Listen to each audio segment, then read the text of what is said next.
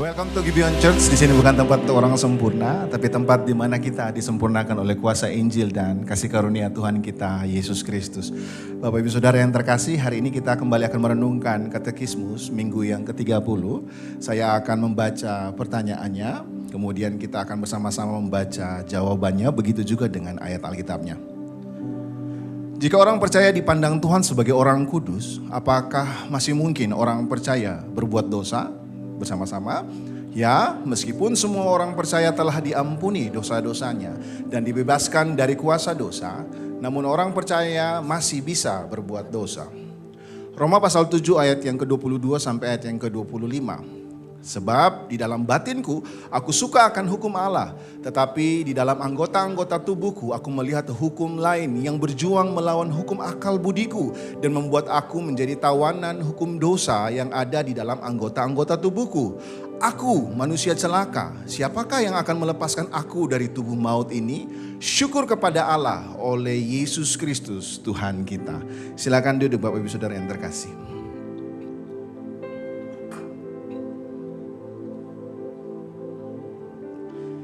Saudara, saat kita merawat sebuah taman, ada sebuah pelajaran sederhana yang dapat kita petik dari sana.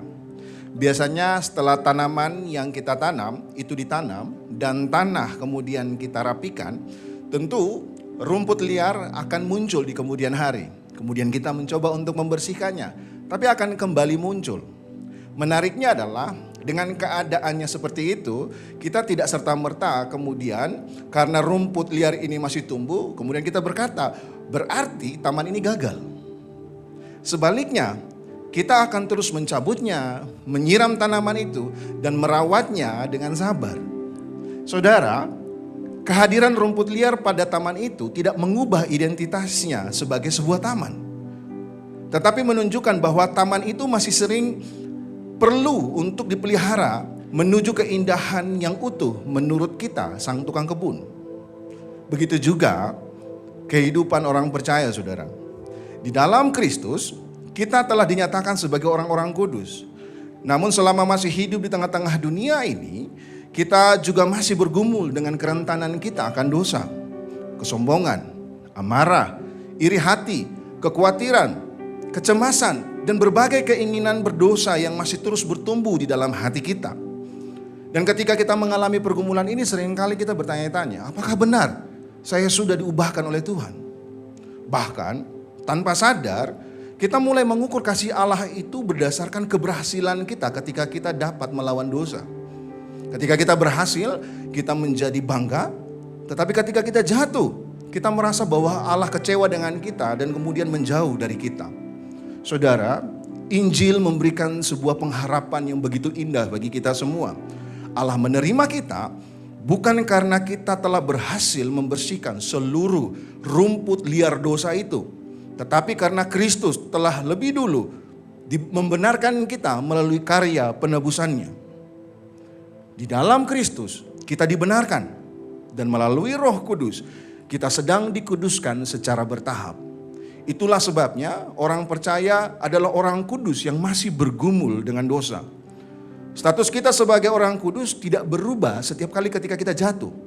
Tetapi status itu justru mendorong kita untuk terus hidup di dalam pertobatan. Setiap kali kita gagal, kita tidak berlari menjauh dari Allah, melainkan kembali kepadanya. Karena hanya di dalam Kristus kita menemukan pengampunan, pembenaran, dan kuasa untuk terus dibaharui. Seperti yang dikatakan oleh seorang teolog bernama Kevin DeYoung, hidup kudus bukan berarti hidup sempurna, tetapi setia di dalam pertobatan. Pertobatan bukanlah usaha untuk kita mendapatkan kembali kasih Allah atas kita, melainkan respon seorang anak yang telah terlebih dahulu diterima oleh Bapa melalui Kristus. Saudara, dengan menyadari kebenaran ini, maka mari hiduplah di dalam pertobatan setiap waktu, setiap saat. Jangan menutupi dosa, tetapi bawalah pergumulanmu di hadapan Allah yang penuh dan kaya akan anugerah. Kemudian mari kita bersama-sama bergantung kepada Kristus, bukan kepada kekuatan atau usaha diri kita sendiri. Sebab hanya anugerahnya yang sanggup untuk menyucikan hati kita dan memampukan kita untuk bertumbuh di dalam kekudusan. Saudara, orang percaya tidak dipanggil untuk hidup tanpa pergumulan, tetapi untuk terus bertumbuh di tengah pergumulan itu. Tuhan kita, sang tukang kebun yang sejati, tidak pernah meninggalkan taman yang telah menjadi miliknya. Dia akan terus memelihara, membersihkan, dan menyempurnakannya sampai kita menjadi serupa dengan Kristus. Saya undang kita, mari kita bangkit berdiri.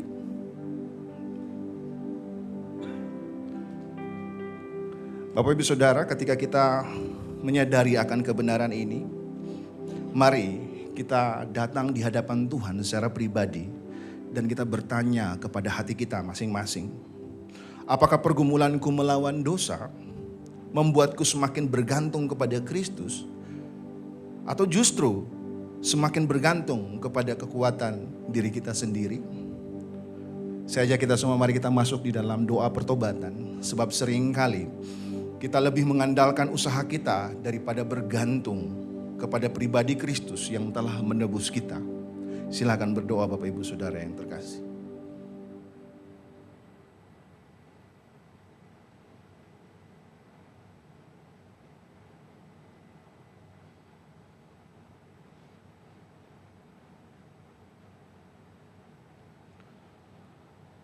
Bapa yang baik, kami datang di hadapan-Mu Tuhan. Ampuni kami kalau kami seringkali datang di hadapan-Mu dengan membawa piagam keberhasilan kami Tuhan. Padahal sebenarnya anugerah-Mu telah terlebih dahulu menarik kami, menyelamatkan kami, memperbaharui kami Tuhan. Kami sungguh bersyukur untuk anugerah-Mu yang begitu luar biasa bagi kami. Melalui penebusan Kristus kami dibenarkan, dan melalui Roh Kudus yang berhabitasi di dalam hati kami terus dikuduskan secara bertahap Tuhan. Biarkan anugerah-Mu terus menopang kami, memimpin kami di dalam setiap proses pergumulan kami yang kami sedang lewati ini Tuhan. Terima kasih Tuhan, di dalam nama Bapa, Putra, dan Roh Kudus, di dalam nama Tuhan Yesus. Amin.